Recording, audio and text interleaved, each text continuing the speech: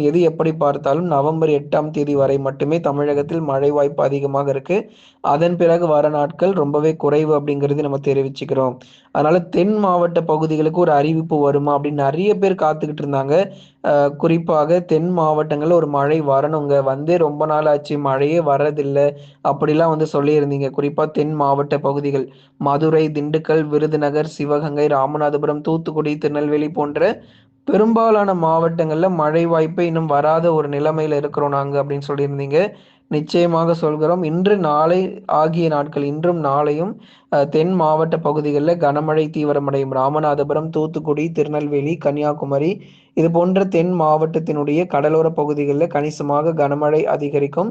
அதேபோல மதுரை முதல் குமரி வரை இருக்கக்கூடிய தென் மாவட்ட பகுதிகளிலும் பெரும்பாலான பகுதிகள்ல விட்டு விட்டு கனமழைக்கான வாய்ப்புகள் இருக்கு. அதனால தென் மாவட்டங்கள் பத்தி கவலைப்படாதீங்க. எப்படி இருந்தாலும் இன்னைக்கு, நாளைக்கு